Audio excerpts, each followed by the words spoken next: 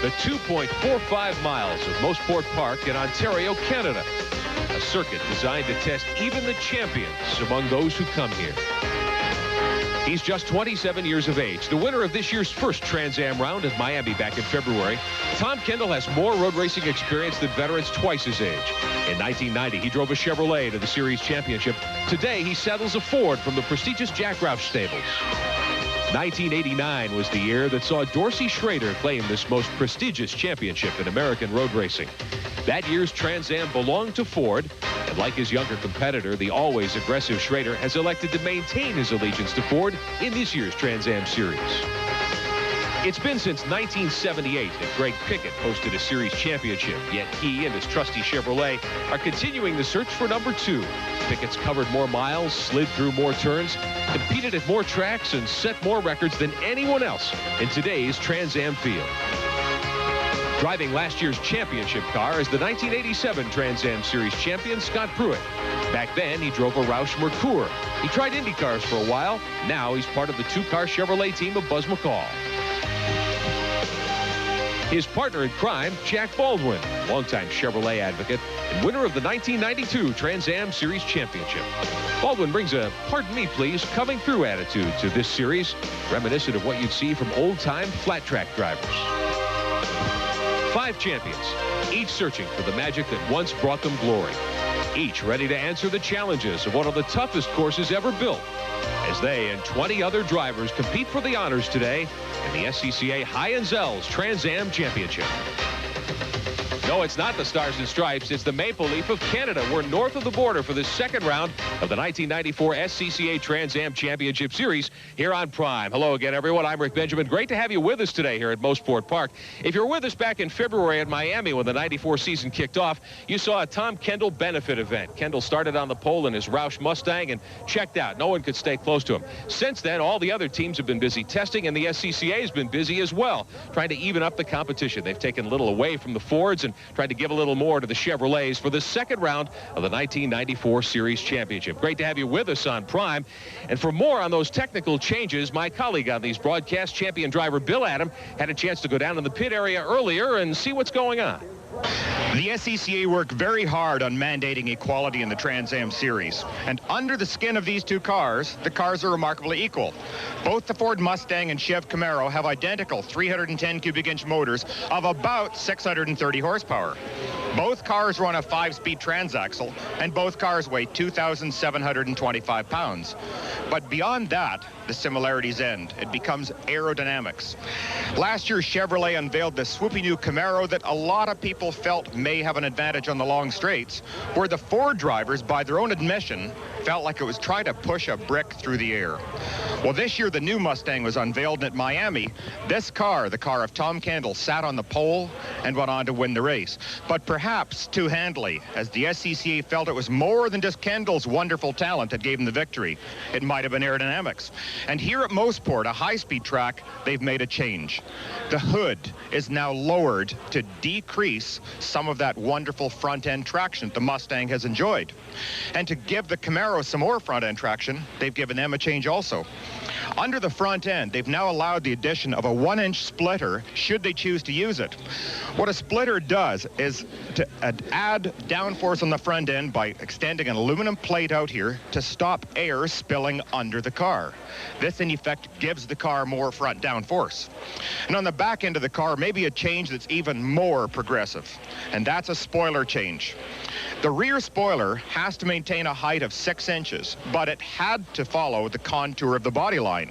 As the Camaro's swoopy rear fender curved down, so did the spoiler. Now they can run the 6-inch height all the way across, and with the scoop effect of the spoiler, it tends to channel a lot more air in and give the car a lot more downforce. But how does all this translate into the on-track performance? Well, let's hear it from the drivers themselves. It didn't do much to the Ford. I don't think it did much to us at all. It definitely gave the Chevrolet a lot of downforce that they obviously needed, front and rear both.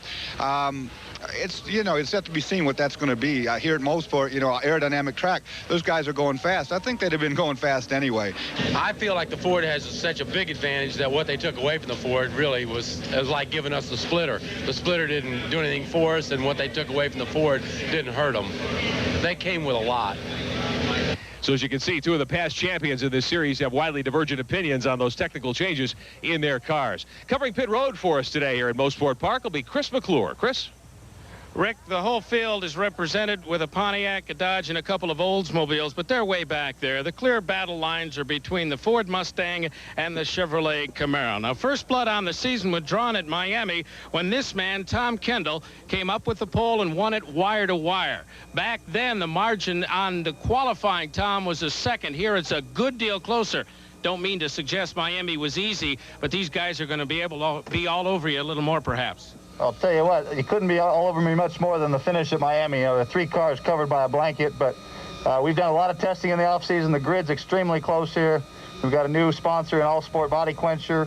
I'd like to give them a good run and just, you know, keep on trucking. You know, wins are tough to come by. I'd love to get a couple early on.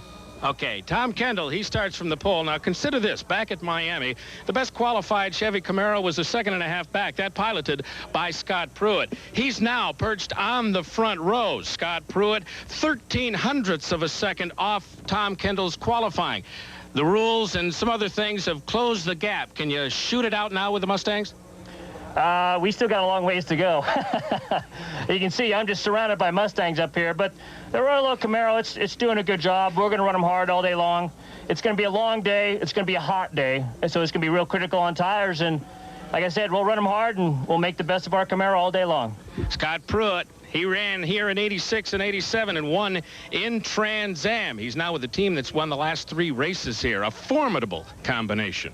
Pruitt and Kendall door-to-door into Turn 1 ought to be a great battle. Round 2 of the 1994 SCCA Trans Am Championship. Being brought to you today by Ford and your Ford dealer. Have you driven a Ford lately? We'll be back at Mosport Park after these commercials. Back at Mosport Park, just east of Toronto. Fantastic day for automobile racing. 25 Trans Am drivers and crews and cars about ready to get down to it. One of the drivers who has quite a history here at Mosport Park, in fact, he's from this area, has won here before, Chris Mcclure with Ron Fellows. Saw his first races at this track as a youngster, cut his racing teeth here, and won one of these races in 1989. Ron Fellows, you're well qualified, a couple of hot shoes right in front of you. Is patience a virtue on this day? Well, that is going to be the game plan, Chris. I think the weather's a lot hotter than we all anticipated, perhaps. Being smart with tires is going to be especially critical here. And hopefully my race, the things that I've learned how to do here, of all the races I've done and where I grew up here, it'll pay off. I'm looking forward to it. Like you say, I won here in '89 and haven't had much luck since, but the Tom Goy team has put together a great Mustang for me, and this is my best opportunity since then to do that. Okay, he's on the outside of row number 2, the Canadian, Ron Fellows. And he's a driver a lot of folks here will be cheering for in his AER Ford Mustang today. Fellows always a very, very strong competitor. All 25 of these drivers really have their work cut out for them this afternoon at Mosport, because this is one of the most challenging courses you'll find anywhere in the world. At the bottom of your screen, you see the straightaway here, the Andretti straight. It's neither straight nor is it flat, yet these drivers tell me they're going to try very, very hard to make their passes at the end of this straightaway going into turns 7 and 8. In fact, it's going to be such an incredible challenge for these drivers. We sent my colleague Bill Adam out on the course earlier. Bill expects the Trans Am drivers to have quite an afternoon here. And in just a couple of moments, that Trans Am field is going to appear behind us over this blind brow. They'll take the green flag, they'll come down through turn 1 down a short straight, and all of a sudden, they're going to have the edge of the earth right in front of them, because this is the infamous turn 2 of Mosport. A corner that Jackie Stewart has called the most difficult, the most dangerous corner in the world. And the problem is here, and behind us, the world drops away. The cars are at speeds of over 135 miles an hour as they crest the hill, and they want to get light. Gravity is working against them. They want to slide to the outer edge of the pavement, and they can't put down the horsepower. They have to be patient and exercise caution right here, because the danger is evident. Further around the track, we have this beautiful area called Moss Corner. Once again, these cars will be at speeds of over 130 miles an hour as they go down through the forest at the heaviest braking point and coming all the way down to 35 miles an hour for the hairpin. Extreme judgment and decision is required here because they have to carry a lot of speed out onto that back straight. Now, a person of no less bravery than a past champion like Jack Baldwin has called this place scary. To him, the ultimate roller coaster ride. And it's going to be a ride for all of us today as we enjoy this great Trans Am event. Chris, back to you. Bobby Archer accepts that challenge from 5th grid position. Well qualified, the 4th Mustang in the Fast 5. And Bobby Archer, after the qualifying, your race setup test was wiped out. A bad wheel puts you on the side of the road for the warm-up. How much a deficit is that? Well, it's really not much. You know, we were going to put another cycle on the tires, but you know, I got them up to temp, and then they cut short. But actually, that left us with more rubber for the race, so we're looking pretty good. Okay, Bobby Archer, along with his racing brother Tommy in the field, they could challenge. Rick? Chris, the Archer brothers certainly will be among the strong contenders here this afternoon at Mosport Park. Tommy Kendall, our pole qualifier, picking up $2,500. $1,000 of that, the Ray Bestis Pole Award to Tom Kendall, who sits on the inside of row 1. Scott Pruitt, we already talked with him. He'll be on the outside of that first row. Let's take you through the starting lineup. Dorsey Schrader and Ron Fellows, 2 of the Tom Gloy cars, will make up row 2 today. Third row, Bobby Archer. We heard from him. Past champion Jack Baldwin and the other Buzz McCall Chevrolet. Boris Said, former showroom stock champ, and Tommy Archer in the 4th row. Past series champ Greg Pickett. George Robinson, who's won in this series, in row 5.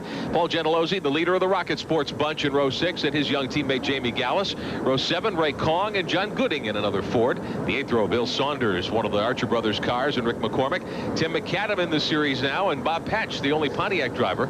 10th row, Randy Ruhlman in the only Dodge, and Brian Richards from Canada. R.J. Valentine and Rick Dittman in one of the Oldsmobiles, the 11th row. Donald Sack, the other Olds driver, and Dale Phelan from South Carolina. Row 13, Clint Welding will go shotgun on the field here at Mosport Park. Signal coming down from the SCCA Pro Racing staff. It's time to fire the motors and move out. We'll have a couple of pace laps and be ready to go green at Mosport after these commercial messages. Being born a woman means being born with special needs. The Women's Health Center at Palmdale Hospital Medical Center addresses the special needs of women in a gentle, caring way designed specifically for women. On the average, women live 7 to 8 years longer than men. Field getting ready to take the green flag to get this one underway. After one race, there's your top 5 in points. Tom Kendall leading, of course. He led flag to flag at Miami. Dorsey Schrader, Scott Pruitt, Jack Baldwin, Ron Fellows rounding out the top 5. You get a point for leading and also a point for qualifying on the pole. So Tom Kendall has already picked up an additional point before we go green today. One of the team owners who makes this such a great series, Buzz McCall, operates the 2 cars for Scott Pruitt and Jack Baldwin, the past series champion. Actually, 2 former champions. Chris Mcclure is with McCall. He's just sent those 2 gentlemen into battle, and if either one of them bring home a first place finish, it will be 4 in a row for the AER team. Kind of a nice prospect. It is. This is one of the toughest, one of the fastest tracks in North America, and one that's going to require a lot of patience, that's for sure. You're nervous? I'm always nervous. Buzz McCall, he's got 2 good ones out there running. 2 of the greatest. Bill Adam, you've driven with Buzz McCall. He's got plenty of experience here and elsewhere. An 84-degree day with not much humidity, just light winds and clear blue skies. What more could you ask for? This is really a perfect day at this track, and it's a track that has always been difficult because you really don't get any place to rest here. Even on this uphill straight, you are curving, as we can see right now. That's the straight we're looking at, and it's not much like the straight you picture when you think of a track. So it's a track that's physically demanding, and anytime the temperature gets up, it just exaggerates that problem. Now the rise that the drivers are concerned about back here, right around the 7th corner, the cars will be lifting a little as they come up this hill that we're looking at right now. Yeah, we're going to see right there at the top of the picture. That's a hump the cars will be cresting 164 to 166 miles per hour. And as they come over right there, they pop over the top. They can't help but get up at the upper limits of the suspension, and they get air underneath the car, so they float. Dorsey Schrader told us earlier after the drivers meeting today, he's a little concerned about what may happen in the first few laps before the the field starts to sort out when there are 7 or 8 cars in a bunch going over that part of the racetrack. The biggest problem is that these fellas will still be on cold tires, and they're unnaturally nervous cars. So you want to keep them as quiet as possible for the first part. As Bill described earlier, about 630 or 40 horsepower, 2,700-pound cars around turn 10 here at Mosport, up the very short main straightaway. And Kendall and Pruitt lead the there's an accident. Trouble already. A couple of cars into the wall. One of the Archer brothers cars and one of the Ginsana cars were under green. The green automobile there, the car being driven today by Tim McAdam. And one of the Archer brothers cars, that's Bill Saunders' Highwaymaster automobile, getting into it right at the start. Saunders able to continue. The leaders on the back portion of the course already through 2 and 3, and Tom Kendall and Scott Pruitt leading the program at the moment. I won't be surprised. You're going to see a red flag perhaps to stop this field, and we may get a restart because that looks too badly damaged to pull it out of the way quickly. Here they are. We're going to get a replay of just exactly what happened, and watch the red car right there in the middle of the picture. See what takes place. There's the green. Look at him heading towards the wall. Slams hard into the wall. Let me correct it. It is Jamie Gallis rather than McAdam, although McAdam was involved in that too. The two cars starting together, they kind of had Saunders in a sandwich there. Boy, Saunders did not have a chance to avoid that at all. You're coming out of that last turn, turn 10, putting down 600 plus horsepower, and you're accelerating suddenly to get the roadblock ahead of you. Watch the left side of the screen. There's the car, out of control already. Hard into the wall. He rebounds out in the path, and it is nailed by Saunders. Jamie Gallis from a great racing family, moving to the Trans Am Tour after a great series. Great effort in the Atlantic Series. He's had a lot of experience in open wheel cars. Gallis's car stopped there on the main straightaway. Chris Mcclure is standing by. Ray Kong just did get out of the car a moment ago. The pace car signal has gone up on the flag stand, and the field slows down as they get back to the front straightaway. And I'm being shooed away by SCCA people. They tried to push Ray Kong's car away, and the bodywork is so badly damaged and pinched in on the tires, they simply couldn't move it. They're going to have to get a hook out here, so it's going to delay everything. And the car of Ray Kong, the car that is stopped on the course, we thought it was 67. It's car number 87, the car being driven by Ray Kong. So we've described who Jamie Gallis is to you, but Gallis not involved in the spill. Kong, rather, from San Jose, a driver with great experience. He was the other Ginsana car that was involved there in that spill. Yes, Ray does have a lot of experience, although unfortunately not in these cars, but that had nothing to do with the incident that just took place. He simply was in a bad place at the wrong time, and it was not his fault by all the appearances that we saw. Just ran out of road, really, at the start there, as the field is slowing down now under caution. Apparently a full course caution here at Mosport Park, just off the green flag. Tom Kendall and Scott Pruitt will have to gather it back up and go back to green in a few moments. We're going to take a timeout at Mosport Park. Bowmanville, Ontario, the field under caution. Coming down for the green flag, there was a crash right at the start-finish line. Tom Kendall being posted as the leader as we circulate under full course caution. Driver with the car most heavily damaged, Ray Kong, and Chris Mcclure ready to talk with him. His car just being pulled up the straightaway now. Ray, reconstruct that for us, would you? Well, when the field came up for the starter, the whole field kind of slowed down. So I went around. I had already started to be on the gas a little bit. I had went around, tried to go to the right of the car in front of me, got into the brakes a little bit too hard, came around because I already had some steering input into it. It was an unfortunate deal. The crew worked really hard, and the Ginsana Sunsource Camaro was just doing you know, we were real happy with our qualifying. The Rocket Sports crew did a great job, and it's really unfortunate that something like this would have to happen. Okay, Ray Kong, he didn't even make it to the stripe, fellas. A disappointing day. The Saunders car is getting attention in the pits, but I'm not at all sure they can fix that either. Saunders able to move around under caution, Bill Adam, but he's lost a couple of laps already in the lap count. Yeah, it really is unfortunate that the fact was that it was an experience to cause this accident. Ray Kong was good to admit that indeed he had got on the gas too early, and he was just the author of his own misfortune. Unfortunately, the downside of all that is it has taken two excellent cars out of the race. And, you know, there's a point that was brought up. Since he did not even make the starting line, is he qualified as a starter of the race? Could be that SCCA Timing and Scoring will have to sort that one out before the afternoon is over. We're under caution here at Mosport Park right off the start. We're watching the best sedan racing in North America today. Trans Am undeniably the most nationally acclaimed SCCA event, but the core of SCCA is its amateur competition. We're going to bring you an SCCA racing update from Chrysler. Chrysler's looking to promote its all-new Neon as the car of choice on the highway and also at the raceway. They've committed to nearly $250,000 contingency program to help the amateur competitors in SCCA club racing. The SCCA's amateur ranks have responded incredibly well. Now, this is a look at SCCA solo competition, where drivers race against the clock around a course in a parking lot that's marked by pylons. The Neon's nimble handling and potent motor has already proven to be a winning combination with drivers in SCCA solo competition. A lot of fun for the amateurs who compete in solo. Neon Racing is spoken on the road courses. The cars quickly found its way to Victory Circle in club racing's competitive showroom stock C category. This is a recent amateur event at Blackhawk Farms, a club circuit just outside Chicago.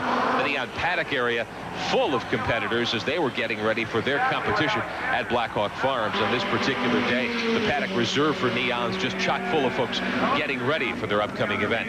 The Neons appear innocent on the street, but under racing conditions, they're extremely competitive, already taking first place in many national and regional events across the country. Overnight, the Neon has become a new SCCA club racing favorite, as we see at Blackhawk Farms. Under caution here at Mosport Park, round 2 of the 1994 SCCA Trans Am Tour, looking to get the green flag and really get this one underway. And we've run a couple of laps under caution. We'll be back for the restart in a moment. I want to congratulate Jeff Tippy of Bellingham, Washington, the winner of our Bahamas Getaway vacation. We told you about that back in Miami at the end of February here on Prime, and a lot of folks entered. We appreciate all those who sent us cards. Jeff Tippy wins the Bahama Getaway, given away just a short time ago from Miami to the Bahamas. Jeff and a guest will take a nice week-long trip, and he'll thoroughly enjoy that. We wish Jeff and his friend all the best as they get set to enjoy a Bahamas Getaway. Bill Adam, we're trying to enjoy an SCCA Trans Am round 2 of the 94 Championship Series here on Prime. These drivers, what does this do to a driver to get a green flag, then get a full course caution? They haven't really done any racing yet. No, if anything, it's going to be a plus for them right now, because they've had a chance to warm their tires up a little bit. They didn't just get the single pace lap they had before. So now, when the race does restart, the cars are much more close to a full race condition for them. They've had a couple of laps to settle down, and they're just about ready for a green flag condition. And the green is back out. 37 laps remaining of this 40-lap event. We marked 3 under caution. Kendall down into turn 1. Scott Pruitt running along in second spot. The Mustangs starting to give chase now and work on Tommy Kendall just a little bit. Kendall, one of the great road racers. There's Pruitt. Ron Fellows is up to third. We look a little further back. The car driven by Boris said in the field as we take a look back at the field from 1 to 2 and downhill to turn 3. Boy, Tommy Kendall is so impressive right now. You can see he is stretching a lead already with this Roush car. This is totally built by Jack Roush, the name we've become so familiar with in NASCAR. He did the chassis, did the motors. It is all his car and is incredibly effective. You can see too back, Scott Pruitt is really having problems already with those 2 blue Mustangs right on his tail. So his hands are full, and admittedly, his qualifying laps were done with almost closed eyes. He said it took all of his courage. Kendall, Pruitt, Fellows, Dorsey Schrader, and Jack Baldwin, your top 5. Only 2 Chevrolets in that top 5, and in the qualifying order, only 2 Chevrolets in the top 8 today. So Ford certainly looking to dominate as we see the Archer Brothers cars, and Boris said the Rain-X sponsorship on Greg Pickett's car. And it's great to have Greg back in the series. He did not start at Miami, although his team was there supplying cars for R.J. Valentine. Greg Pickett, one of the great competitors in the Trans Am Tour. This is the race for 2nd, 3rd, and 4th. Dorsey Schrader at car number 12, settling back into 4th spot. Fellows on his home track. He's given Scott Pruitt a mirrorful. Yes, he can't help but be pumped up to be racing in front of your home crowd. It really does something for you, whether it's a basketball game or whatever, but particularly with a race. He has all these Canadian fans. There's a nice shot of Tom Kendall up in the corner there, and I bet he's smiling right now.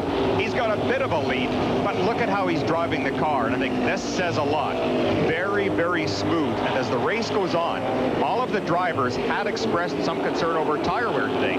The smoother you drive the Mosport track, the longer your tires are going to stay in their optimum conditions. We weren't expecting this, but all the drivers in the field have selected hard compound 600 compound tires today. Yeah, I was amazed. I did not think I would ever see the day that would happen, particularly at Mosport. And it has become sort of a challenge for them, because with a harder compound, you slide a tire more. It's going to wear better, but up to a certain point.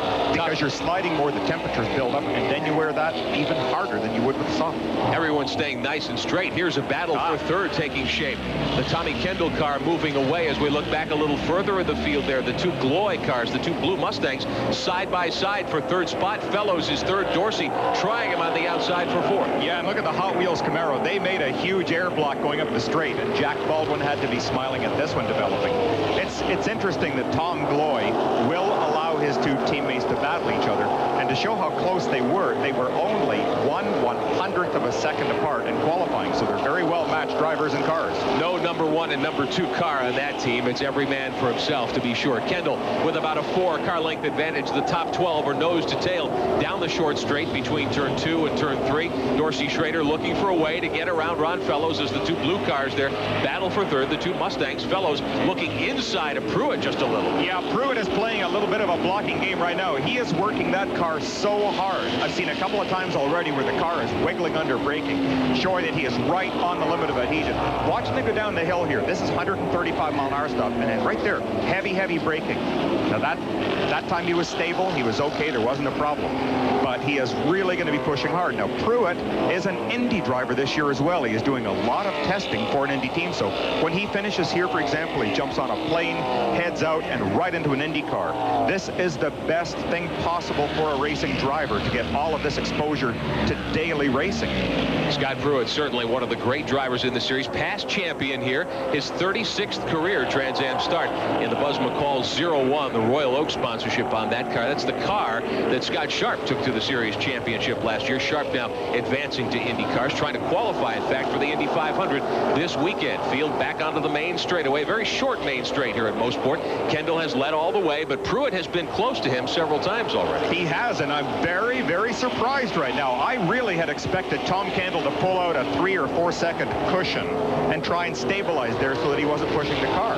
Right now, he has no time. Look at this. This is an incredible train of cars right here, and nobody is breaking away from the pack. They're all at the top 10 cars. Very competitive. Dorsey Schrader in fourth spot, tried to get by Fellows, has settled down. Fellows takes a peek inside Pruitt off of that corner, but he's unable to make the move, so Scott Pruitt comfortably in second spot over Ron Fellows. Dorsey Schrader sits in fourth.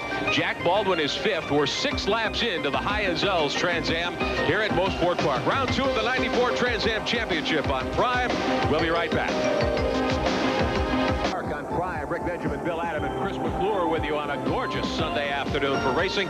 Tom Kendall in the all-sport Ford Mustang leading the show very early on, but Scott Pruitt, Ron Fellows, Dorsey Schrader, Jack Baldwin, the Archer brothers, nobody giving any quarter here in the early going.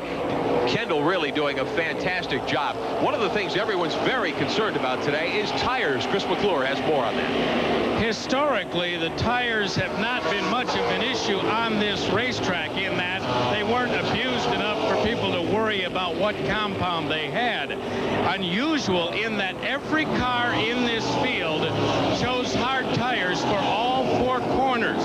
600s, the hard compound that Goodyear offers. And it's never happened before in the history of the series since they began making those selections, but we heard at the top of the show Scott Pruitt and a couple of the others making remarks about it's warmer today than we thought it would be. Tires could become an issue here for the first time in a long time. We ought to keep an eye on that. And Bill Adam, what do you think about everybody going on hard tires all the way around? I am really surprised. I had expected somebody to take a gamble on it, to just run a softer compound, because you're going to get into a situation of having a superior car at least for a few laps. Sometimes when you can pull away and get a bit of a gap, you demoralize the competition, but apparently everybody is so worried about the heat, they have decided to play a safe waiting game. As we watch Jack Baldwin in the Hot Wheels Camaro, first pass really among the front runners. Baldwin has moved up to fourth spot. He was able to sneak by Ron Fellows and start to give chase to some of the leaders as we take a look at the lead cars moving by. Right now, Baldwin showing in the number 4 position out of the 92 Trans Am champion. That's the other Buzz McCall car, the other AER Racing automobile. Dorsey Schrader sitting in the 3rd spot. Baldwin now 4th, and Fellows back to 5th, and there's a little gap starting to develop there, Bill. The top 3 starting to pull away a little bit. Yeah, perhaps that is why Jack just decided to make the pass right there, that maybe he felt he had to up the ante. Right now they're running lap times of a few seconds off their qualifying pace, so I think it's a case of settling down, trying to get into a nice groove.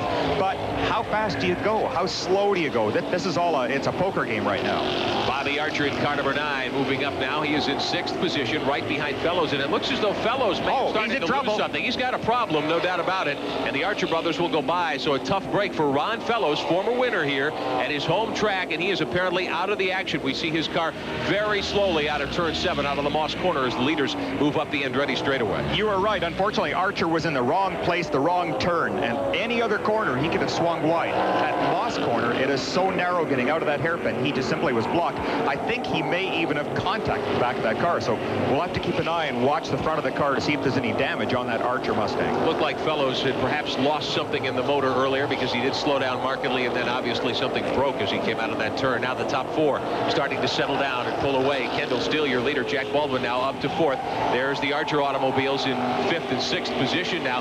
Being shown in 7th spot is car number 3 at this point in the event. That's the Tommy Archer automobile, as the top 4 move it through turns 2, 3, and 4 and head toward the straightaway. The tire choice, you had told me before we went on, Bill, as we're going to take a look here at what happened to Fellows. You had said if you were running today, you would have picked a softer tire. We'll talk about that in a moment. Here's the car of Fellows backing up the field, coming out of the corner. Everybody having to jump on the brakes. Just the old accordion in traffic, and look at how everybody bunched up there, but thankfully they all got through safely. That is a mark of experience. The same thing happened there as what happened on the starting grid that took out Ray Kong. All of those drivers very experienced. It was not a problem at all, other than creating a little bit of a gap. Well, Bobby Archer and Tommy Archer running 5th and 6th, and they're starting to close it up now on the top 4. So that means that competition is coming. Boris Said is back in 7th spot. That's the black Mustang with Eagle 1 livery on that car today. Boris Said out of the Gloy Racing shops as well. Tom Kendall still your leader. We're working lap number 9 here at Mosport Park out of 40, 100 miles. And for those of you who may not be as familiar with the Trans Am Series, these are sprint races, only 100 to 125 miles. Pruitt taking a look there on Kendall. The strategy here is don't pit. If you have to pit, you're in big trouble. Definitely. You are out of it without question. I think you're going to see the pace pick up, because Pruitt definitely did take a little bit of a look up the inside to Kendall to just make him open up his mirrors. Here's a shot of somebody in the pits, but not sure. I wonder if this is Bill Saunders. They've been working on Saunders' car. No, it's a white car we see on the pit road. It could be Dale Phelan's car. There's the number 49. Yes. We get a look at it's Clint Welding out of Oneonta, New York. The Welding racing crew looking under the hood of that automobile. We'll try to send Chris Mcclure over there to tell us a little more about what's going on. I was watching the scoring and timing monitor here just a few moments ago, Bill, as we watched the crew look under the hood of Welding's machine. The car of Kendall, who's out in front, the car number 11. Kendall lapping about 4/10 slower the last time by, and there's a pass for the lead. Scott Pruitt has gotten by, and Kendall with a problem, evidently, slowing down quite a bit. And Scott Pruitt is your new leader. We noticed the times of the last lap that Kendall had slowed down markedly. Scott Pruitt has taken the car of Dorsey Schrader and the car of Jack Baldwin right by Tom Kendall. So we have a new leader at the High-End Trans Am Round 2 of the 94 Championships here at Mosport Park. Your leader is Pruitt. We'll be right back with more racing in a moment. Back at Mosport Park, round 2 of the 94 SCCA Trans Am Championship, and a new leader, Scott Pruitt, who has won here in the past, has taken the Royal Oak Camaro out in front. Dorsey Schrader has moved up to 2nd. Jack Baldwin is 3rd. Whatever happened to Tommy Kendall's automobile, maybe we can send Chris Mcclure down to the Roush Racing pits. Kendall is back on speed at this point. Chris Mcclure is on pit road. Chris, what do you have? Well, the last pass up the front straightaway, he talked to Max Jones of the Roush Racing team pit side, and he said, I'm fine now. Didn't say what happened, but Jones thinks he just bobbled a bit. He's back up to speed. Now he's got to get some positions back. In the Fellows case, it's an ignition problem. They're trying some switches on board, giving him instructions, working very hard, trying to find a proper circuit. Right now they can't. Are these cars built like NASCAR cars that have backup ignition boxes that you can throw a switch and bring another system on? Yeah, they do. They can be changed pretty quickly, but unfortunately these are not NASCAR races 500 miles long, so he is out of don't get any fierier a driver than Mr. Gentilozzi. He gets his teeth into it, and yet he has been very patient throughout this first part of the race.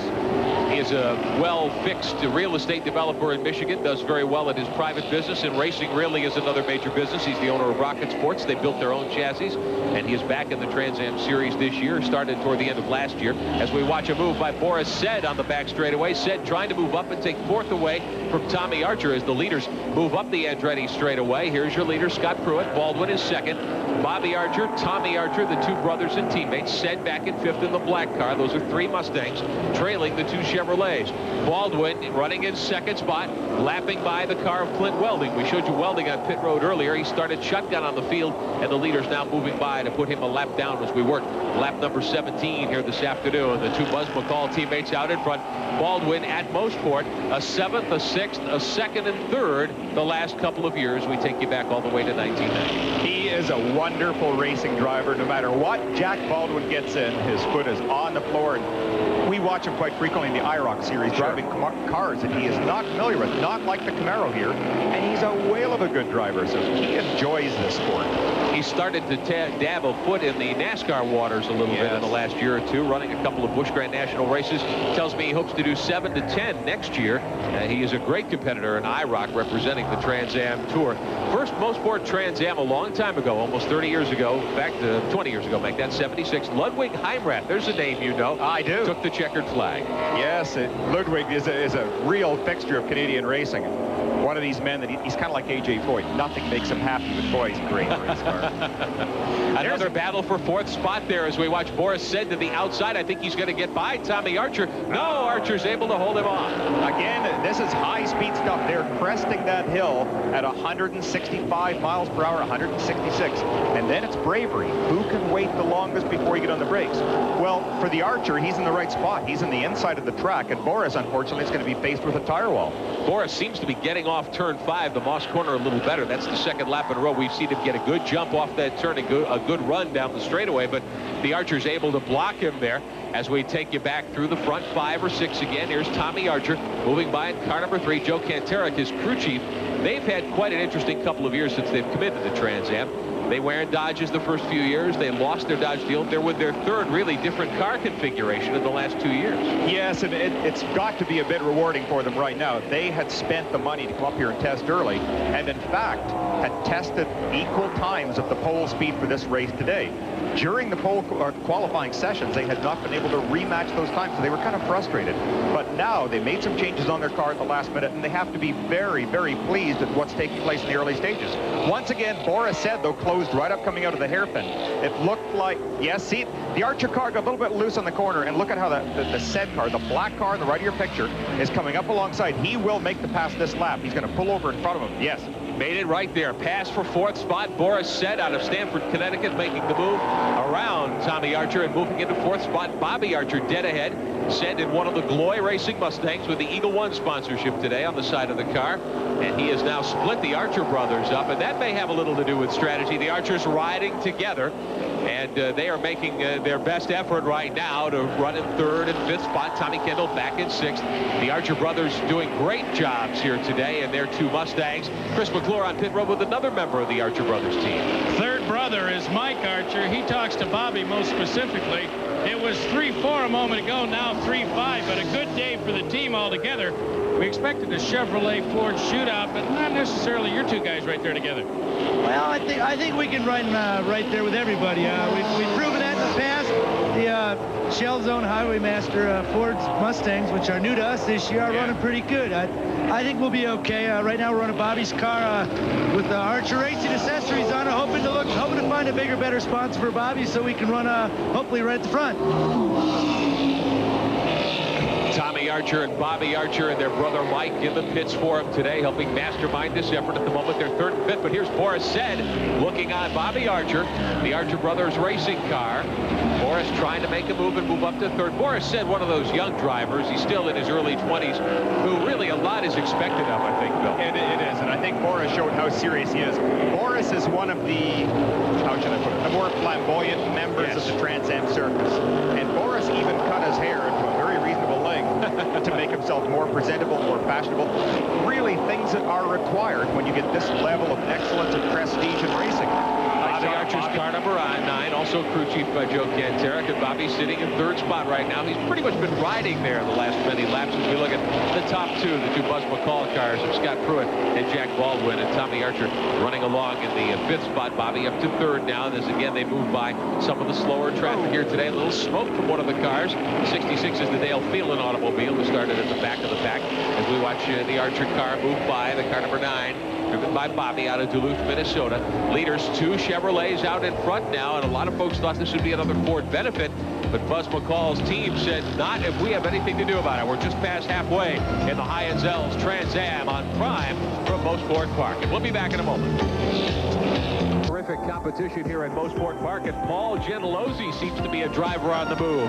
We can take a look at the black and white Rocket Sports Camaro, the 28. He has moved up to 6th, kicking Tommy Kendall back to 7th spot. And Bill, we're in the second half of the race now. I have to believe that if Tommy Kendall has anything to show today, he's going to have to start showing it soon. There's quite a gap developing, and Gentilozzi is really coming up on the leaders here. Yeah, maybe I'm starting to believe that he indeed does have a problem, because I'm kind of surprised that he is letting the field pull away a little bit. You just don't want to get too far back.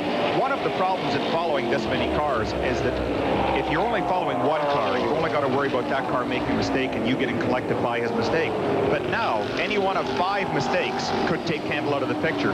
So he is presenting himself to much more danger by following that group. You can see Paul Gentilozzi, indeed, making some great moves in the last several laps, and he is dog tracking the Archer brothers cars at the moment. The Archers running 4th and 5th. Gentilozzi started back in 10th, has come up to 6th. He's made some of the best moves of the race. Kendall back in 7th. George Robinson, we want to give him a call, the driver out of Texas, in the white number 74 car, the 74 Hunting Ranch cars. We watch Gentilozzi out of Lansing, Michigan, up to 6th spot. Then Kendall back behind him in 7th in the green and black automobile. Gentilozzi in the cars of his own design. Most of these cars are Riley and Scott chassis cars. There are some Weavers.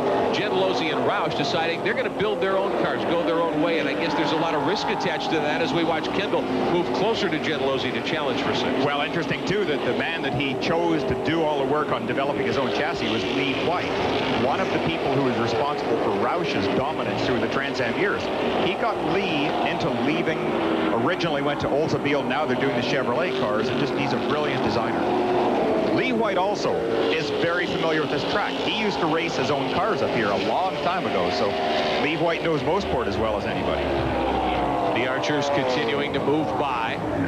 Gentilozzi right behind him in 6th spot. We're going to take a look now at the Ford mid-race summary today here at Mosport Park. Gentilozzi there in 6th, the Archers in 4th and 5th. We are 24 laps complete for your leader, who continues to be Scott Pruitt. The Ford's doing very, very well today, running in 3rd spot, 4th spot, and 5th spot as we watch the leaders work by. There's Boris Said in car number 22, running in 3rd. The Archer brothers, Ford mounted. Bobby and Tommy, 4th and 5th. Tommy Kendall is 7th, so you've got Fords in the 3rd, 4th, and 5th positions, and also 7th in the field right now as we watch the leaders work around Mosport Park here today. Scott Pruitt, your leader, out onto the main straightaway. We're coming up on about 15 laps to go, Bill. And Tom Kendall, a driver of whom much was expected. He led all the way at Miami, qualified on the pole here. His crew saying there's nothing wrong with the car, but Kendall letting a lot of racetrack get between him and the lead at this point. Yeah, I mean, you watch Tom limp over to the car and you think that maybe he has had a date with Tanya Harding, but that's not something that slows him down at all. He has no residual effects from that horrible crash he had a few years ago. He's in excellent physical shape, and I have to believe the car just isn't working right in one area, or perhaps it's a case of overheating. But all through practice and qualifying, this car has performed flawlessly. Some of the teams have had little problems here and there. They've been changing balance of the cars or changing different parts. The Roush team have just had a trouble-free time up here, and a lot of that is due to the amount of testing they do. One of the other teams that has anything but a trouble-free day going today, the Tom Gloy Racing Mustangs of Dorsey Schrader and Rod Fellows. Chris Mcclure is standing by with Tom Gloy. Well, there's another guy in the stable, the youngster Boris Said, who's doing quite nicely. Tom Gloy, you and I over coffee this morning discussed this young man. You really like him. I really do. A lot of talent. He's aggressive. He wanted to be a race car driver his whole life, and he's done anything and everything that it takes to get to where he's at today. He deserves everything he's doing. He's going to win this thing, maybe. So is he talking much, Tom? Is he talking to you much? I couldn't hear you. Does he talk to you much while he's running? Not much. No, he's concentrating pretty hard. A couple of Chevys ahead of him. He'd like to put that the Eagle 1 car ahead of those guys. Okay, fellas, in this case, I suspect silence is golden. He's probably feeling pretty good. A lot of drivers don't like to talk much if things are going well, and evidently that's the case for Boris Said in car number 22, that black Mustang up to third. Take a look at the top 5 coming up on 15 to go. Pruitt, the 87 Trans Am champion, back in the series full-time this year. He and Baldwin, the 2 Buzz McCall Racing teammates, setting the pace. Boris Said, Bobby Archer, Tommy Archer, your top 5 here at Mosport Park. Right behind them in 6th spot is Gentilozzi and George Robinson. We've got trouble. Gentilozzi may have been involved in that. No, one of the Archer cars is involved, the 3 car. Tommy Archer, and Archer up over the berm to try to get pointed in the right direction. Mosport, I would think, is a place you don't want to sit in the middle of the racetrack very long. No, and he did not want to go over that berm. I'll guarantee that he did a lot of damage under the nose of the car, and they have a very expensive airbox that, in fact, we heard earlier is worth $5,000. It is not going to be in very good shape after going over that curve. It's probably a 12-inch rise right there. That in turn 5, the Moss corner. We take a look once again. The Archer car spinning. Gentilozzi got by him. The car of Tommy Kendall going by. We see Greg Pickett and George Robinson. No contact, evidently. Didn't even look like Tommy had any help getting around there. No, another show of class, I think, by seasoned professionals. Here's a car spinning in front of you as you're entering a corner just after a 130-mile-an-hour blast, and they were all able to get by. So only incidental contact that may have caused the spin, but everybody else was safely passed. As we take a look a little further back in the field, 1 car off the pace, some of the cars moving by. As we take a look, they shuffle down through turns 7, 8, and 9 and up to the backside. The 67 car, that's Jamie Gallis. Kendall, Greg Pickett moving by, and George Robinson, those cars running 6th, 7th, 8th, and 9th. Here at the Heinzel's Trans Am. Your leader continues to be Scott Pruitt as they go under the Flares billboard. There's Gentilozzi and Kendall battling for 6th. We'll be back with more in a moment. At Mosport Park, we're in the second half of today's Heinzel's Trans Am, and the car of R.J. Valentine, the car that's off the pace. Bill, you called it. R.J. Oftentimes runs into a little bit of problem at this stage of the race. He's off the pace here today with about 15 to go. The leaders moving by. We saw a car out of line the last time around right before that last break. Boris Said in 3rd, Tommy Archer in 4th. There's your top 4 cars down the short straightaway between turns 2 and 3. You had told me earlier that going into 3 is a favorite place to pass here at Mosport. We haven't seen much of that so far. No, I've been very surprised because you carry so much speed out of that corner right there. Look at Kendall trying to sneak up the inside. In fact, watch Tommy's car right here and see how little track he uses compared to Baldwin's. As we watch Boris Said actually give chase to Jack Baldwin there. The leaders moving up on some slower cars. The Bob Patch car, the number 20. The Archer's coming up now. Here's Kendall moving into the picture, trying to work up closer and get by the slower car of Valentine. He's got Greg Pickett behind him now. Kendall being shown at the moment in 6th behind Gentilozzi. The leaders moving by slower traffic. A good opportunity perhaps here for Jack Baldwin or Boris Said. Here's Said. Yeah, and I thought actually that one of the Archer cars is going to be able to take advantage of that just for a brief moment, but no, Boris is able to get back on the gas and stretch out that lead once again. The red car on the outside with the yellow back bodywork, that's Donald Sack out of Michigan, one of the 2 Oldsmobiles in the field, and he's one of the slower cars. Leaders working by Bob Patch's automobile too, another car off the pace. Your top 3, Scott Pruitt in the yellow and orange Royal Oak car with 13 to go. Behind him is Jack Baldwin sitting 3rd, the black Mustang out of the Gloy stables. That is Boris Said. There are your top 3 up onto the main straightaway. Then we have some lapped cars in the mix at that point. Bob Patch moving out of line just a little bit. Down into turn 1. Patch on the inside. He's blocking Bobby Archer actually at that point in car number 9. Bobby running in 4th position. 5th is Paul Gentilozzi right now. We'll go back and show you Gentilozzi here in just a moment. That's been a dandy battle. Gentilozzi had advanced to 6th. Now he's up to 5th. Some of the other cars have had problems. Tommy Kendall trying to move in that car off the course. Bob Patch, who was off the pace, the only Pontiac in the field, and he's into the tire barrier and stops safely. Hard contact, though, for Bob Patch. That is exactly what the tires are designed to do. Because you're cresting this hill in excess of 130 miles per hour, once you get on the grass, it's just like the old saying, the car feels like it speeds up. They use the tires to absorb an impact rather than have the car come hard up against the concrete. So look at this, he's able to continue. Bob Patch from Laverne, California, getting his Matco Tools Pontiac refired. We look at this once again in turn 4. Just off the outside edge of the track, Bob got too far off, trying to give some of these guys some room to get past. Patch on the the brakes as we watch him slowly back into the tire barrier. Didn't hit it too hard. He was able to keep the car fired up and get going. Well, maybe not. He stopped quickly off the course. Yeah, this is just a little further out the course. I wonder if he did damage the car, or perhaps he spun with his own enthusiasm and getting back on the track.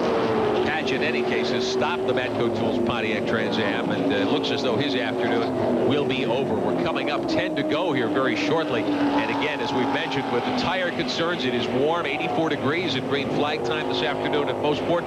If any drivers have anything left, we're 12 laps left at this point for Scott Pruitt. Now's the time to show it. And again, we have to think that Tommy Kendall has run into some sort of difficulty. Perhaps his motor has just lost a little bit of its edge.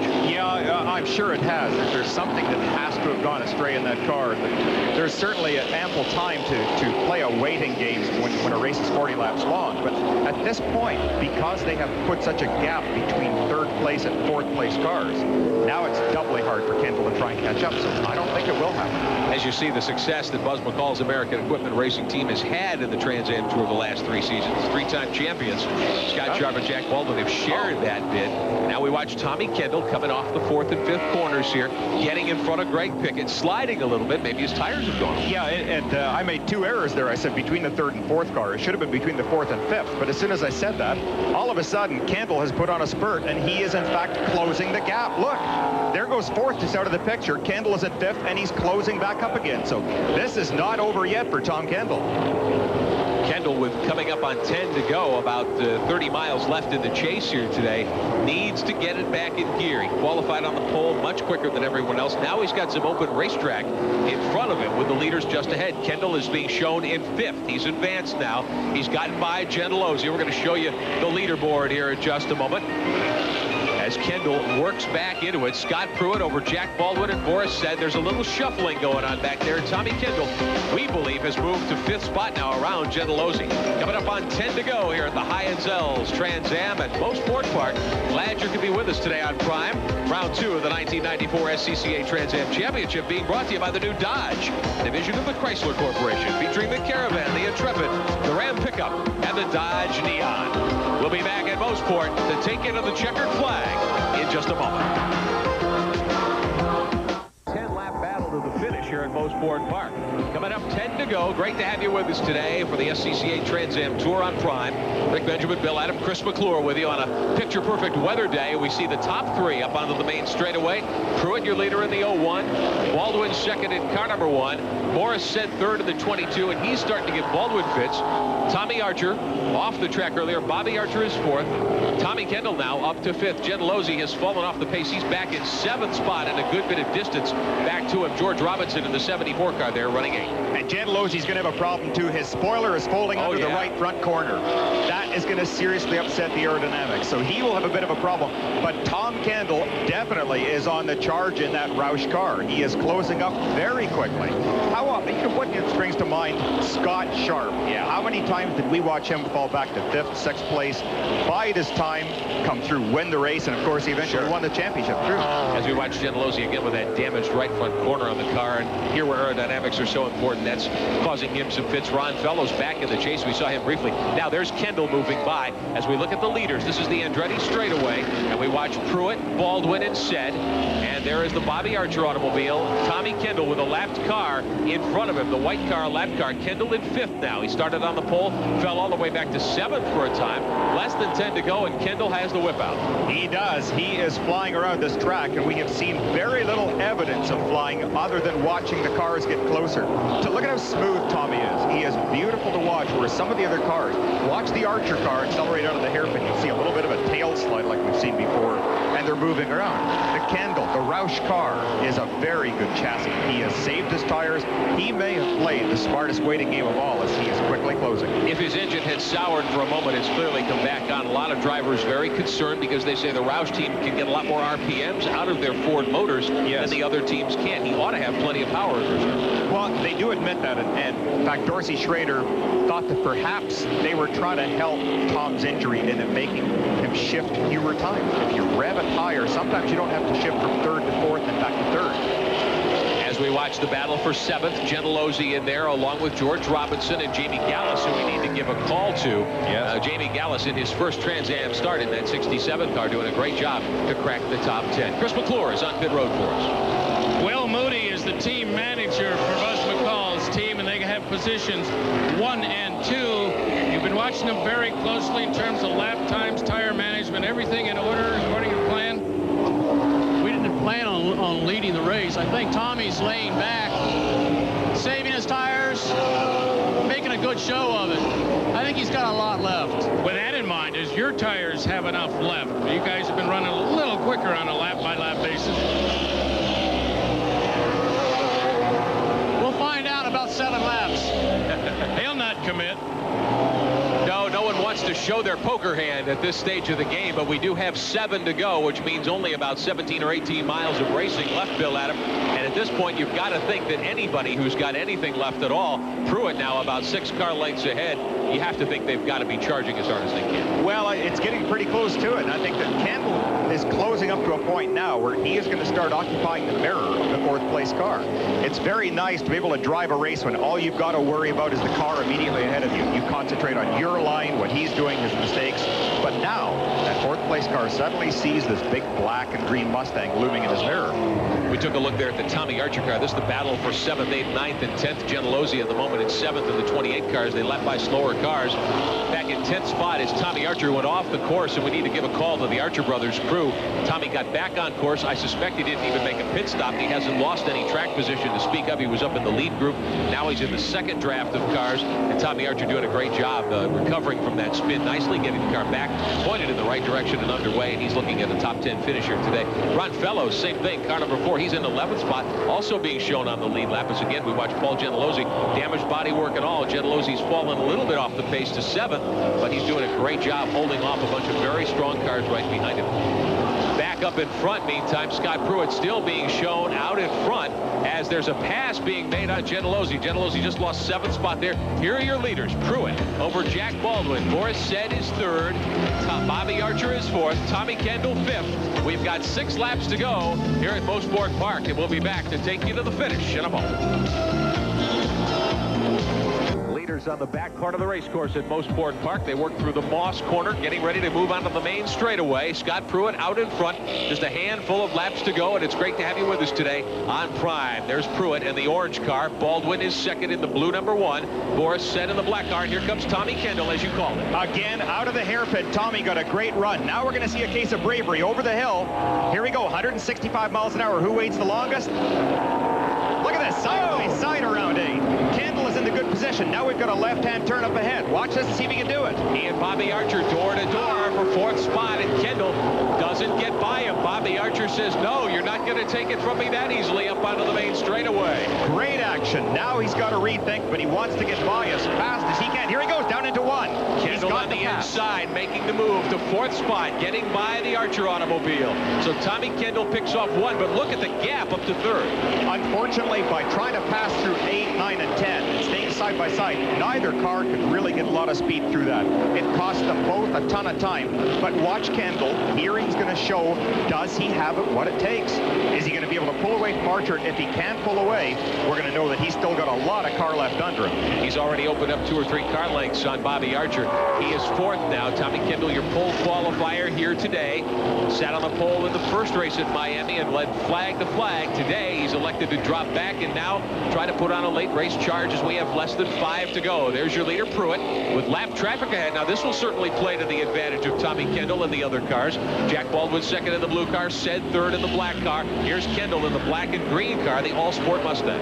It's going to play a huge problem because it depends on where they get the traffic. If you get it in the wrong place, it can really hurt you. If you're lucky enough to get up on the exit of a corner where you can run full throttle without having to lift out of it, it really doesn't make too much of a difference. So luck is all that counts here. Bobby Archer back in 5th now in car number 9. Being shown in the 6th position, Greg Pickett in car number 6, his Cytomax Rain-X car.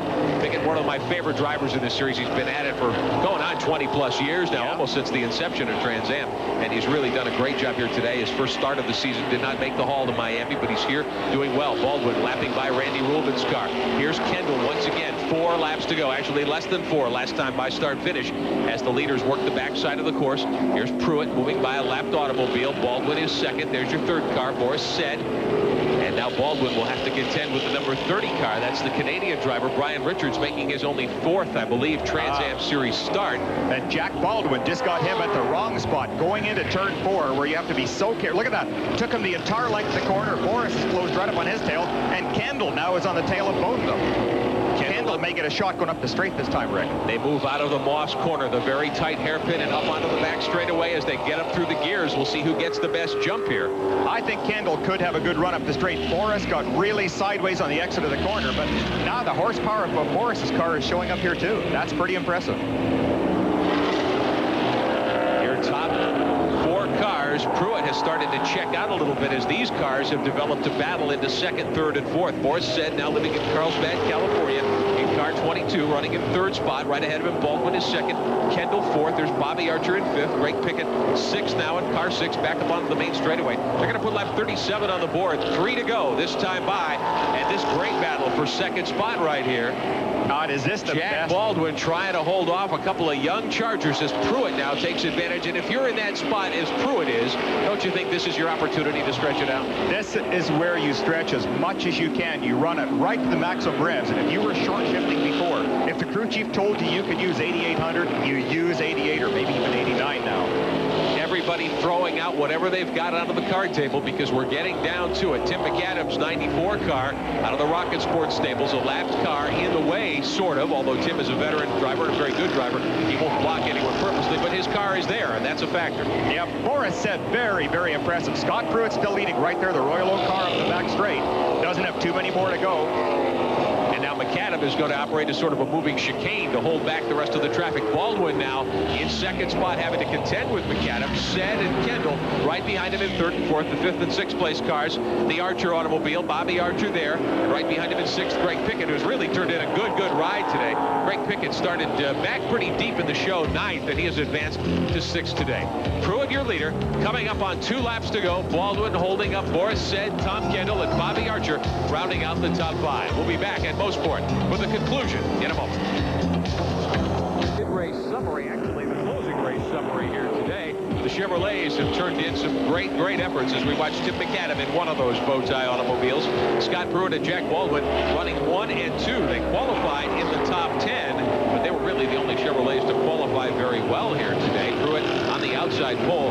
He has taken the lead, took the lead really about 11 or 12 laps into the show, and he has set the pace the rest of the way. So Scott Pruitt carrying the Chevrolet banner as we're going to see the white flag next time by. Less than 2 to go, and Tommy Kendall, I have a feeling, does not have anything left to show here today. Whatever happened, whether his tires got overcooked early on or maybe he just made the wrong call on gearing for him. No, definitely he does not have anything left. He is using that car up as hard as he can, and that was a frustrating moment for him down at the bottom of the straight.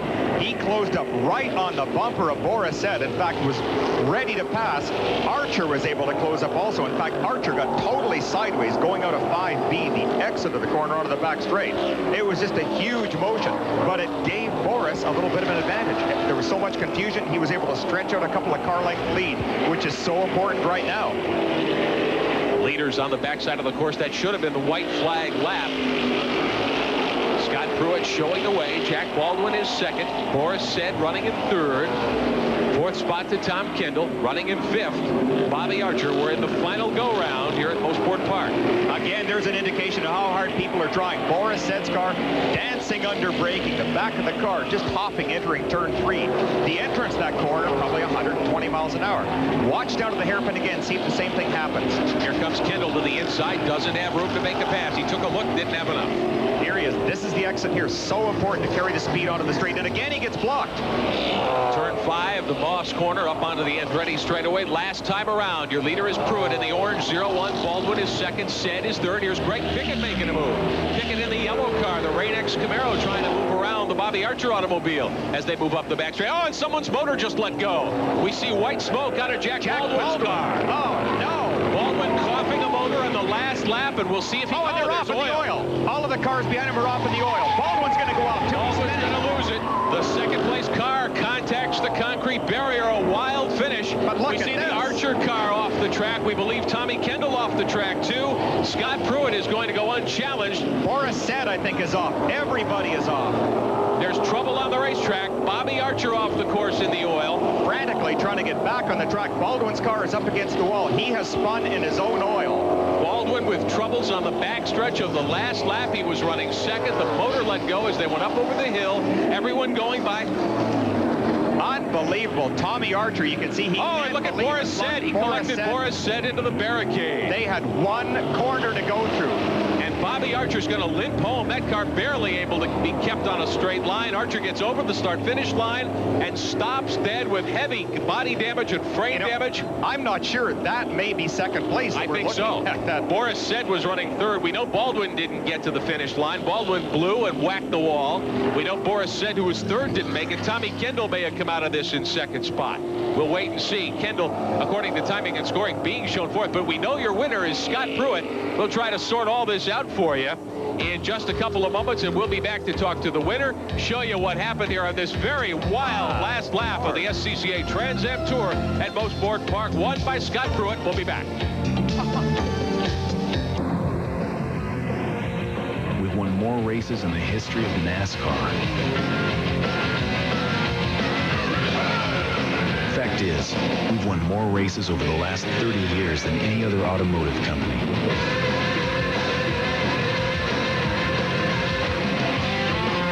Have a nice day. Don't even. Well, you see Jack Baldwin getting in his teammate's car for the slow ride back to pit road. And we know Jack Baldwin very well. We've worked with him in the past, and we know as Jack waves to the fans, he has got to be one unhappy camper at this point. Had a great ride going. The second place finish pretty much in the bag. But the motor coughed on him and let go on the last go-round. Scott Pruitt wins it. Here's Baldwin's troubles. Now look out the pipes. His motor has already gone, and at this point, the engine is self-destructing. Sooner or later, a piece is going to poke through the oil pan, and all of a sudden, he is now driving on his own oil. Wow. Just totally slippery. You can see, watch him enter the corner. The oil is going onto his back tires. He can't possibly hold the slide. He's looping in his oil. The car is going to go around. He's trying to correct it. Look at the front wheels turning. Yeah. And he's going, why now? There's 300 feet to go for the finish line. Why now? This is turn 8 and over the tunnel to turn 9, and we see the track oiled down at this point. Remember, Baldwin was second. We saw Pruitt scooting away to the checkered flag. This is the last lap again. And watch the cars at the bottom of the screen. There's Boris said across the grass. There's Tommy Kendall. He didn't make it either. Archer and said both into the tire barrier. Kendall trying to refire. We see the flames as he tries to get that car started and back in gear.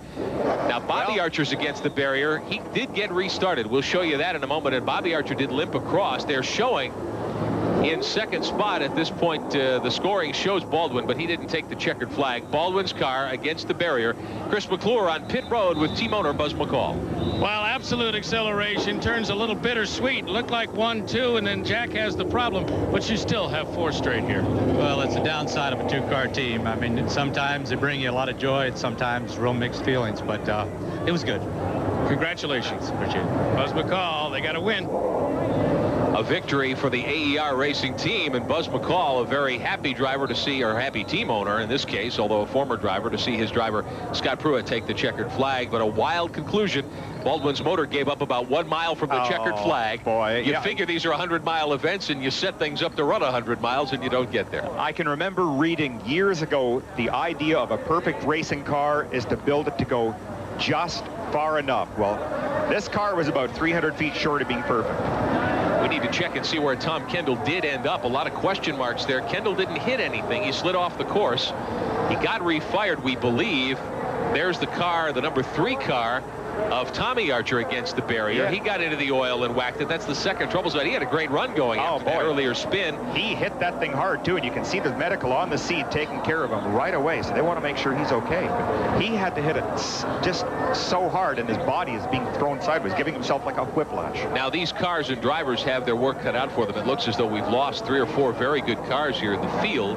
The race today is over, but 2 weeks from today we go to Mid-Ohio. We'll be with you on Prime from the Mid-Ohio Sports Car Course for round 3 of the 1994 Trans Am Championship. And these guys, these crews are going to have their work cut out for them getting these cars straightened out. Our winner is in victory lane. A very happy Scott Pruitt. He's with Chris Mcclure. Well, this one makes career number 12. A nice even dozen on a nice sunny day. Oh, it's beautiful. The Camaro ran great. I got to say thanks to all the guys on the team, Royal Oak. They've done a super job all day long. Revo, Power Bar, everybody that's helped me along the way. We took a big gamble for the race in the setup, and it looks like it paid off. The car was real solid, real good all day long, and this is 4 for 4 in Mosport, so I want to keep the record going. Recount, if you would, when you got the lead. Well, Tommy and I were back and forth, and just going into 4, got up the inside of him. Real clean, just went on by, and then I just kind of kept an eye from behind because tires I knew were going to be a real tough problem here. And we managed the tires good, managed the car good, ran solid all day long, and just thanks Chevrolet. Congratulations. Thank you. Scott Pruitt's got a win. Tommy Kendall just behind him. He's going. As he congratulates Scott Pruitt, tell us about your race. You got way back there. A little late charge, not quite enough. Yeah, it wasn't. You know, I can't claim that I planned that last lap like that because that was as wild and woolly as they come. But, you know, Scott drove a really good race, and I think they've got a little bit of an arrow edge on us right now. We're just going to have to work hard, test a little bit, and come back. And the series is dynamite, though. You know, All Sports first race is our team sponsor. They got to be happy with the second place. I was sucking on my drink bottle all day. That kept me nice and cool. And I'm happy, got the points lead. Now we're on to the next one. What happened early? You did drop well back. We talked to Max. He said you weren't complaining about the car, maybe just a little bobble. No, it wasn't even that. That was a conscious decision to let those guys by. And, you know, I thought tires were going to be more of an issue than they were. You know, Goodyear builds a better tire than even I gave them credit for. And, you know, they were rock solid even at the end. So next time we're just going to have to run a little harder earlier on and hold on to that point. Well, still not too bad for 94. A first and a second, 2 poles. That's true. Thank you. Tommy Kendall, he comes second to Scott Pruitt. What a battle. Well, Kendall really got the second spot because of the Baldwin motor blowing up and other drivers going off the course, but Kendall able to take advantage of it there. We take a look at the top 5, and what a change. Rookie driver Jamie Gallis in his first Trans Am start gets third behind Kendall and Pruitt. Ron Fellows, who had that problem earlier on, he comes back and finishes 4th. And Greg Pickett, who was doing a great job moving through the field, ends up 5th, his first start of the season in the Cytomax Rain-X Camaro. So, first 5 are on the board here at Mosport. Scott Pruitt, his first victory of the season. We'll be back. We are back at Mosport Park. Second round of the 94 SCCA Trans Am Championship complete. Your winner, Scott Pruitt, he also picks up the $1,000 from Flowmaster Mufflers as the star of the race today. And Bill, you were saying Pruitt drove just a masterful race. He really did. He did not put a wheel wrong all day. He drove just fast enough that he wasn't challenged, and yet not too fast that he suffered real serious tire problems at the end of the race. So perhaps all of the testing that he's been doing for a tire company has paid off. He has learned this sensitivity. And we really need to give a call. We mentioned his name a couple of times later in the broadcast. Jamie Gallis, the son of IndyCar owner Rick Gallis, the Ray Bestis Rising Star Award winner. Jamie gets credit for 3rd spot today. He really took advantage of the situation with Jack Baldwin's motor letting go and several drivers running into trouble, crashing in the last few feet, really, of this event today. But Jamie qualified well. He started from the 12th spot today in his Entrepreneur Magazine Rain-X Camaro. He advanced through the field. He was well into the top 10 before that activity, and he was able to stay out of trouble when the track got oiled down and was able to bring the car home 3rd today. I think it's very important that certainly he was able to take advantage of this incident right here, Jack Baldwin blowing up the motor, but you have to put yourself in a position to take advantage. So hats off to you, Jamie. You did a good job for your first race. And there's one of those things that as a racing fan, you have to just feel for the driver behind the wheel. He knows he's got a second place locked up as we watch some of the action that happened behind him. Boris said right into the tire barrier. Bobby Archer into the tire barrier as well. And we saw Tommy Kendall spin, although he didn't make contact and was able to get refired and come home second. That's Baldwin's motor let go. We saw him disappearing up over the rise there at the end of the Andretti straightaway, and I saw the first puff of smoke, and just a few feet more, the whole thing had grenaded on him, and it oiled down the back tires, obviously, as well as the track. Yeah, the Mosport version of the Canadian Ballet takes out so many good cars, and it's just, it's heartbreaking. It's one of these things that Jack will never forget, nor will Buzz McCall, I'm sure, because he expressed the dismay of having the bittersweet victory of one car win the race. That you keep going back and saying, but I was so close, and you never forget it. This is just heartbreaking to have worked that hard to have driven such a great race as Jack Baldwin did, and to have a strong second place snatched away right at the end, it just seems cruel. And he didn't make a mistake by any means. Just the motor didn't make it all the way home. And here we're going to watch one other car come sliding in. This is the Shell Zone Mustang of Tommy Archer. So the Archer brothers, all three of their cars had problems today. Two of them crash a ton. Bill Saunders had trouble early in the going, was able to get back into the hunt. The 9 car, the Tommy Archer automobile, did get refired and get across the finish line. Then he almost went off the track again. Baldwin wadding up, really a $180,000 race car with that motor letting go. Chris Mcclure is standing by with our good friend, Mr. Baldwin. Jack Baldwin, and just to reiterate, not a foot wrong and not your fault. Was there any warning? None at all, none at all. It was running beautifully. The Hot Wheels Camaro was just running along and last lap. And, you know, I had it, we were going to be 1-2 for the team and Chevrolet and Mattel and Hot Wheels and everything. It was just great. It's been a good day for the team, and it just let go. And, you know, I've had practically no engine trouble. I've never had engine trouble. I mean, I've had just beautiful, perfectly running Chevrolet engines. And, you know, in this business, every once in a while, you're going to have a little problem. And we had one today right. I tried to drive. It almost made it, you know. Almost made it. I thought I could drive it in. It didn't lock up, so I thought I could drive it in, and the light was on, the smoke, it was shaking bad. You know, I slowed down, but the oil got on the back tires, and nothing I could do about it. I'm sorry. I hate to scratch it, but you know, we tried. You take it with a great equilibrium here, but is this the sort of thing for you as a racer that's going to gnaw at you for a week or two and maybe not disappear till after Mid-Ohio or something? Well, with a championship like this and the competition the way it is, I'll tell you, this finishing position is going to haunt me for the rest of the season. You know, I don't know where I ended up, but it was probably way in the back. And point-wise, it'll hurt me, the entire distance. And, you know, I can't be too disappointed because, you know, the opportunity I have to be a part of this great operation in Buzz McCall's American Equipment Racing Team, but and certainly to drive the Hot Wheels Camaro is the greatest thing there is. But you know, in a situation like this, when you have the disappointment of almost, you know, having a good finish and, you know, looking ahead for the championship, there's a little disappointment. But, you know, when I look at what I do have, and it just wipes it all away. It's just great to be a part of this great thing. Okay, compare this with the first race, and there were changes in the rules. You got a little bit more spoiler and some of the things that were adjusted, and the gap closed down. That's not the entire reason, certainly, but, I mean, today you win a race, your team does. Chevrolet's back there. The manufacturers is tied now, and it bodes well for the whole summer, I think, at least from a fan standpoint.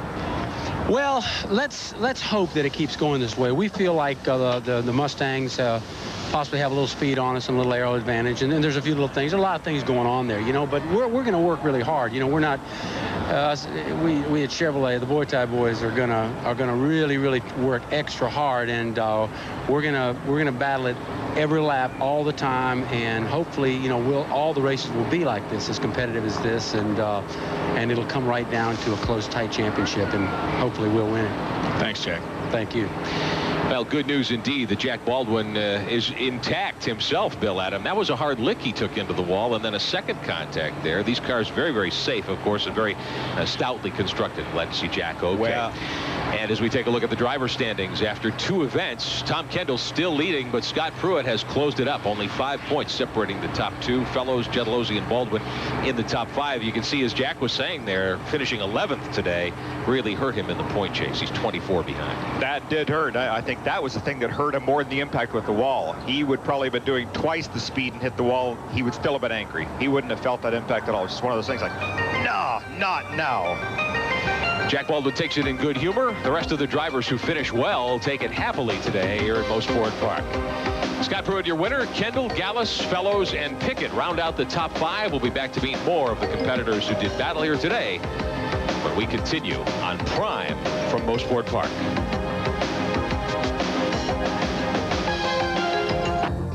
Back at Mosport Park, Bowmanville, Ontario, just outside Toronto. The afternoon's action complete in the SCCA Trans Am Championship. One of the drivers who put on a great show and really took advantage of the Jack Baldwin problems at the end, young Jamie Gallis from Albuquerque, the Revestas rising star of the race this afternoon. He's standing by with Chris Mcclure. Jamie Gallis, what was it, a month and a half ago, we were standing in Long Beach chatting about your soon-to-emerge Trans Am career. Now your first race of '94.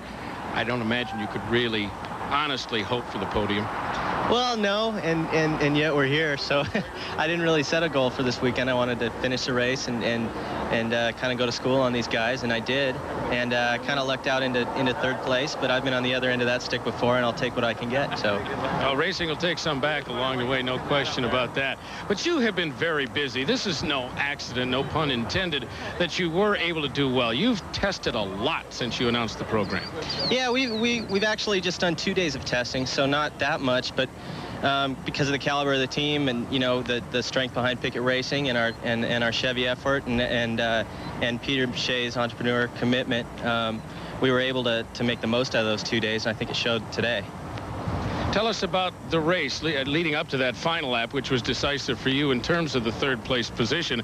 But you're in traffic for the first time with these kinds of cars, a very difficult, demanding, and tricky track. Your mental attitude going in, how it unfolded in front of you, how you felt during it. Well, on the start, I pretty much just wanted to make sure that the entrepreneur car didn't lose any positions, and I wasn't looking to make a lot up on any one corner or anything, and I just wanted to hold my position, and I think that when a young kid comes in and runs with these guys, I don't think that that they really give him much room, and so I took that into account too. And then I got a little pretty comfortable about the 10th lap, and I figured it was just a race car, and then I started driving a little harder, but still conserving my tires, and then I just I caught up to the lead pack and just ran behind them for a while, and a lot of people had problems. I just kept my nose clean, made a couple of moves, and here I am. So I learned a lot. I was able to run behind my boss, Greg Pickett, and go to school on him a little bit, and he taught me a lot. And then I could just barely see him through the dust as I went around, and he was spun off. So I'm sorry for him, but I'm happy for me. Were you able to get some refreshment during the race, some of that Cytomax? Yep, that stuff's great. I had so much the whole day that I was, I kind of just floated into the car, and then they had to strap me down. But it was great through all the race, and really gave me a good pump up for it. Didn't have any trouble with the straw? Come on, tell us the story. Well, it wasn't the Cytomax's fault, we'll put it that way. I would suck on the straw, and then it'd go down, and then it kind of pumped back up and squirt in my eye. So I wasn't able to drink too much during the race, but I was glad that I had it just in case I would have to. Well, it didn't affect his vision. He could see enough to get to third. And a great effort it was for young Jamie Gallis out of Albuquerque, third place, first podium finish in his first Trans Am start in the Entrepreneur Magazine car out of the Greg Pickett shops, and his teammate and car owner finishing in fifth. And for Greg Pickett, a good return to the series. There was some talk that he might retire as a driver coming into this season, that he might just take the role of car owner, but he has a lot of fun doing this, Bill. My big question of the afternoon is, when Jamie Gallis goes to a strange racetrack, how does he rent a rental car when he looks to be 12 years old? Well, he must have some numbers on the driver's license that indicate otherwise. We look at the second five: Gentilozzi, Bobby Archer, George Robinson avoided trouble, John Gooding, and Boris said Gooding with a good finish. And Boris said also gets credit for 10th spot there, considering the problems he had. He gets credit, got across the line, evidently. 40 laps shown, completed by said on our scoring monitor.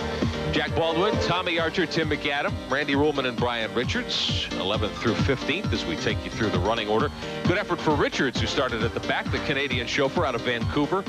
Avoided trouble today and got a lap down, but that's all, and comes up with a nice top 15 finish here at the High-Zell's Trans Am at Mosport Park. Donald Sack in one of the Oldsmobiles of the field. R.J. Valentine, who had problems at about the 23 or 24 lap mark. Dale Phelan. Dorsey Schrader, who was a contender, had a tire let go in a big way up that back straightaway. Yeah. Rick Dittman rounding out the top 20, the other Oldsmobile mounted driver. That backstretch, that Andretti straightaway where Dorsey had the tire problem, that's also where Baldwin's motor let go. Is that unbelievably stressful on these cars? Well, it really is, because you're pulling not only on a long straight, but it's an uphill straight. So that poor engine is just working as hard as possible. Tim McAdam, an old pal of mine, finished in 21st, and Tim will never know how close I came to peeling a couple of letters off his car. And I thought, I can slide into this thing without a problem. Bill Adams looking for a ride in this series, folks. If you know a car owner who's got a free seat, he'd love to take you up on it. Bob Patch, Clint Welding, Bill Saunders, and Ray Kong, who had trouble right off the start, rounding out the top 25 the field here today. We're going to go back now. This is really interesting in many respects, but the race was bracketed by a bad crash at the start and a bad crash at the end.